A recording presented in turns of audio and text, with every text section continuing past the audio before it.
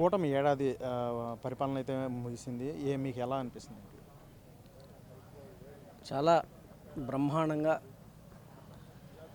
గత పాలకులు అది ఏదైతే జగన్మోహన్ రెడ్డి గారు వైఎస్ఆర్ కాంగ్రెస్ పార్టీ ప్రభుత్వం 5 ఏళ్ళు సర్వనాశనం చేసి మన రాష్ట్రాన్ని 20 ఏళ్ళు 25 ఏళ్ళు వెనక్కి తీసుకెళ్ళిన తరుణంలో మళ్ళీ మొదటి నుంచి ఏ నుంచి బి నుంచి స్టార్ట్ చేసినట్టు చంద్రబాబు నాయుడు గారు ఆ సమర్థత ఉన్నటువంటి నాయకుడు ఎవరైతే ఈ రాష్ట్రాన్ని బాగు చేయగలడు, ఎవరైతే ఈ కష్టాల నుంచి మనకు బయటికి తీసుకురావాలంటే నారా చంద్రబాబు నాయుడు గారే కావాలి, కూటమి ప్రభుత్వం రావాలని ప్రతి ఒక్క ప్రజలు ఈరోజు రాష్ట్రంలో అనుకొని 164 సీట్లు కూటమి ప్రభుత్వానికి ఇచ్చి ఈరోజు అంటే ఈ నెల 12వ తారీఖు 4వ తారీఖు ఎలాగో మనకి రిజల్ట్ వచ్చినాయి. 12వ తారీఖు ప్రమాణ స్వీకారం చేస్తారు. ఈ నెల అంటే సంవత్సరం పాలన అనేది చాలా బ్రహ్మాండంగా అన్నీ అంటే సూపర్ 6లో వచ్చినటువంటి హామీలు 90% అమలు చేసుకొని ప్రతి ఒక్కటి ఈరోజు అత్యంత సూపర్ 6లో ఇంపార్టెంట్ అయినటువంటి తల్లికి వందనం పథకం 10,000 కోట్లు. నాకు తెలిసి ప్రపంచంలోనే కాదు, ఇండియాలోనే కాదు, ప్రపంచంలో ఎవరు కూడా అభివృద్ధికి సంక్షేమానికి 10,000 కోట్ల రూపాయలు ఒకేసారి ప్రజలకి అకౌంట్లో వేసిన దాఖలాలు ఈ రోజు దాకా చూడలేదు. అలాంటి 10,000 కోట్లు ప్రతి ఒక్క పిల్లవాడికి తల్లికి వందనం అనేది ఇంట్లో ఎంతమంది పిల్లలు అయితే అంతమందికి వేస్తానని ఆ రోజు చంద్రబాబు నాయుడు గారు ఎలా అయితే హామీ ఇచ్చారో ప్రతిదీ హామీలు నెరవేర్చుకొని శరవేగంగా రాష్ట్రాన్ని ఒక సంవత్సరం కాలంలో ముందుకి మళ్ళీ ఆంధ్ర రాష్ట్రం అంటే నెంబర్ 1 రాష్ట్రం అనే స్థాయికి తీసుకొచ్చి చంద్రబాబు గారు నిలబెట్టారంటే అది చంద్రబాబు నాయుడు గారి ఘనత.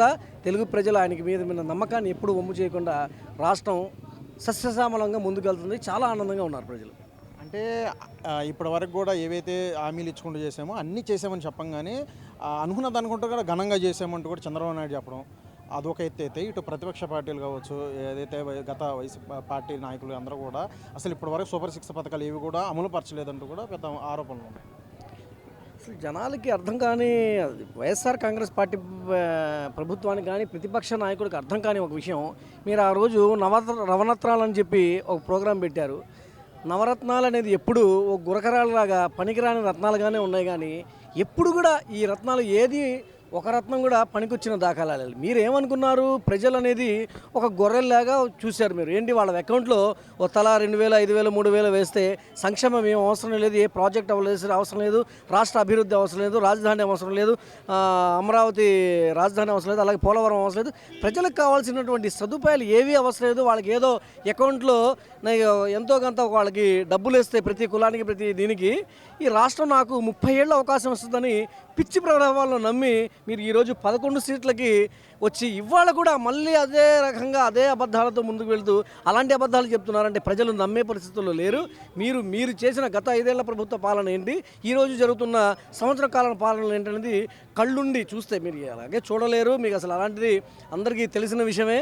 మీరు అబద్ధాలు చెప్పడంలో గిన్నిస్ రికార్డు తీసుకున్న వాళ్ళు A420 అంటే ఎవరంటే గూగుల్లో కొడితేనే తెలిసేది. అలాంటి క్యారెక్టర్లు ఉన్న ఈ జగన్మోహన్ రెడ్డి గారు YSR Congress party Paytm batch ఎవరెవరో మాట్లాడతారు. దానికి ప్రజలు సమాధానం చెప్పాలి. మేము చెప్పాల్సిన అవసరం కూడా లేదనుకుంటున్నాను.